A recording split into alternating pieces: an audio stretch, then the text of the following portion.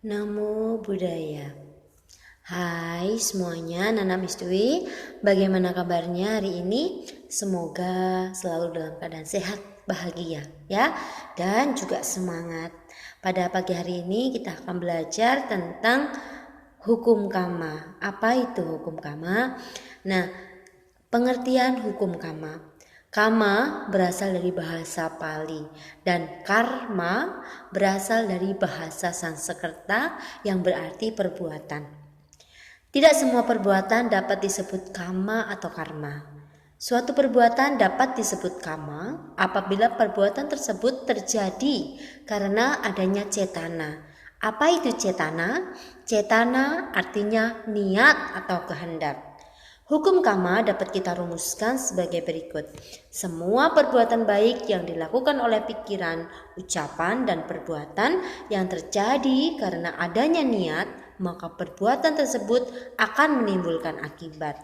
Kebahagiaan dan penderitaan itu sebenarnya ditentukan oleh perbuatan kita sendiri. Ada perbuatan yang dilakukan oleh pikiran, ucapan, dan badan jasmani kita. Ya, di dalam Samyutta Nikaya juga Sang Buddha menyebutkan, sesuai dengan benih yang telah ditabur, demikianlah hasil yang akan dipetiknya. Pembuat kebajikan akan memperoleh kebaikan, pembuat kejahatan akan memperoleh kejahatan pula. Taburlah biji-biji benih dan kelak engkau pula lah yang akan merasakan buah daripadanya. Nah, jadi kalau kita ingin berbahagia maka tanamlah benih atau biji-bijian yang bagus, yang baik ya. Nah, ada beberapa jenis-jenis karma. Yang pertama, mano karma. Perbuatan yang dilakukan oleh pikiran, mano karma. Nah, bentuk-bentuk pikiran baik yang dilakukan oleh pikiran disebut kusala mano karma. Jadi, bentuk-bentuk pikiran yang baik disebut kusala mano karma. Contohnya, tidak serakah, tidak membenci, dan tidak memiliki kebodohan batin. Ya. Nah, kemudian bentuk pikiran yang jahat yang dilakukan oleh pikiran disebut akusala mano karma. Contohnya, seseorang itu serakah, memiliki kebencian, memiliki kebodohan batin.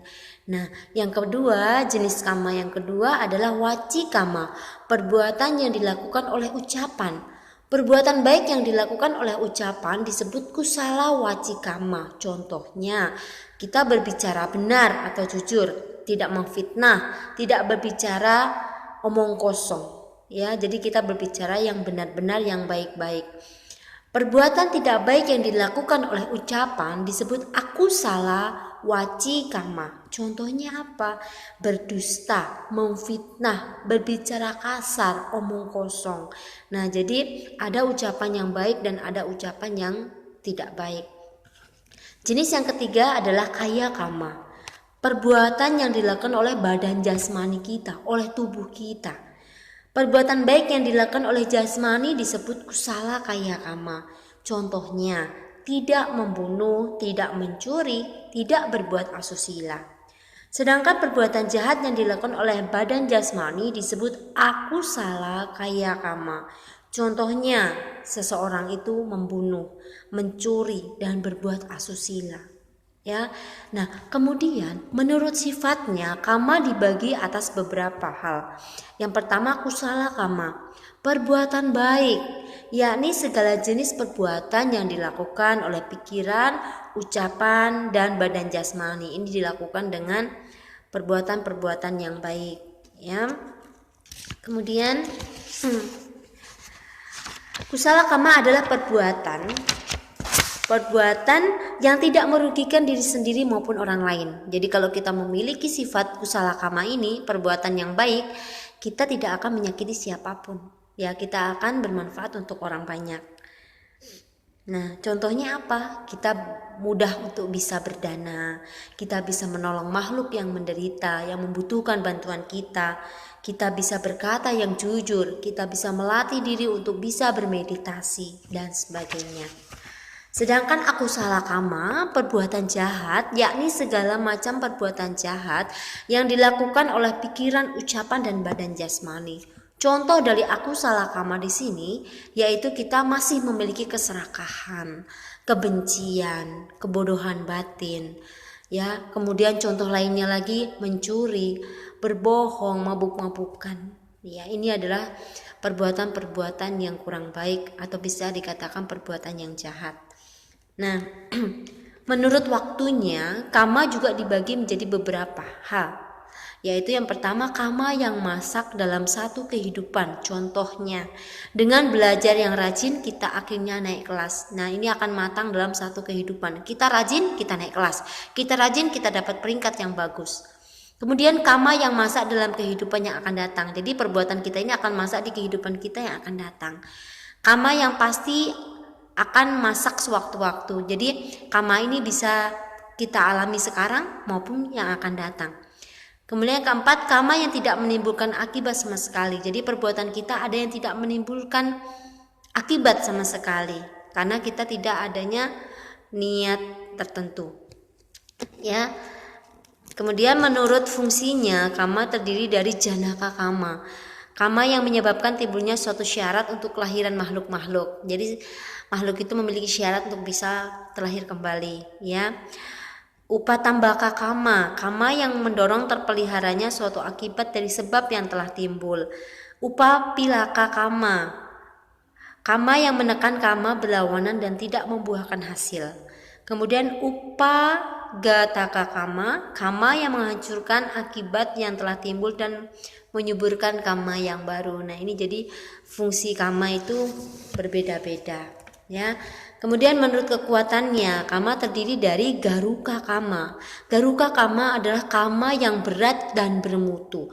Garuka kama ini terdiri dari dua jenis, yaitu akusala garuka kama yang artinya perbuatan buruk yang berat, yakni pandangan hidup yang salah. Kemudian melakukan 5 perbuatan durhaka, yakni membunuh ayah, membunuh ibu, membunuh seorang arahat, melukai seorang Buddha, memecah belah sangga. Hal ini merupakan suatu perbuatan yang sangat berat yang bisa mengakibatkan seseorang terlahir di alam yang menderita. Contohnya siapa? Dewadatta. Dewadatta telah melukai kaki sang Buddha dan memecah belah sangga. Akhirnya Dewadatta dilahirkan kembali di alam neraka, awiji, neraka paling bawah. Kemudian Raja Ajata I yang telah membunuh ayahnya sendiri, Raja Bimbisara, tidak dapat meraih kesucian Sotapanna karena kekuatan besar dari akusala garuka kama. Ya, jadi Raja Ajata I ini membunuh ayahnya sendiri. Bahkan Raja Ajata I ini tidak bisa mencapai kesucian Sotapanna karena sudah membunuh ayah kandungnya sendiri. Dan yang kedua adalah kusala garuka kama, perbuatan baik yang berat. Contohnya, hasil dari melaksanakan meditasi hingga mencapai jana yang berakibat pada tumimba lahir di alam Brahma. Jadi kita kalau bisa melaksanakan meditasi sungguh-sungguh, kita bisa mencapai kesucian sampai terlahir di alam Brahma, di alam dewa. Nah, kemudian asanya kama adalah kama yang dilakukan sebelum saat matinya seseorang, terutama dengan pikiran. Kama ini akan berlaku apabila tidak ada garuka kama. Ya, jadi seseorang yang sebelum meninggal dunia dengan kekuatan kama yang kuat, ini bisa menjadikan seseorang itu bisa terlahir di alam yang berbahagia apabila dia sebelumnya melakukan perbuatan baik. Kemudian acina kama atau bahula kama adalah kama yang menentukan corak kehidupan atau corak kelahiran berikutnya. Jadi kita akan lahir di mana dengan kama yang seperti apa yang kita bawa. Sesuai dengan kama kita bisa terlahir dimanapun itu. Nah, kemudian katata kama adalah kama ringan yang diperbuat semasa hidupnya. Jadi seseorang terkadang melakukan kama-kama yang cukup ringan, yang tidak menimbulkan sesuatu yang berat ketika ia akan dilahirkan kembali. Ya. Nah, kemudian apa sih manfaatnya kalau kita sudah mempelajari hukum kama? Nah, dengan mengetahui dan memahami hukum kama, kita akan memperoleh manfaat antara lain keyakinan bahwa hukum kama adalah adil. Jadi hukum kama itu berlakunya itu adil ke kita. Kalau kita berbuat baik, pasti kita akan bahagia. Kalau kita berbuatnya sesuatu yang kurang baik, maka kita akan memperoleh buah yang kurang baik juga. Nah, kepercayaan pada diri sendiri sebagai penentu hidup dan kehidupan kita, sehingga tidak tergantung kepada makhluk lain. Nah, jadi kita berusaha untuk tidak tergantung oleh orang lain. Apa yang kita perbuat itulah yang akan kita bawa. Kemudian kemampuan untuk menolong makhluk-makhluk yang lain. Kita bisa menolong makhluk lain supaya mereka dapat berbuat baik, menjadi orang yang baik. Kesabaran pada saat mengalami penderitaan sehingga dapat tetap tenang, bahagia, dan merasa aman. Nah, jadi kita akan sabar ketika kita mengalami penderitaan. Kita sabar, kenapa saya menderita? Inilah sebabnya. Saya memiliki sebab yang mengakibatkan saya menderita sekarang. Jadi kita sabar menghadapi masalah yang kita hadapi.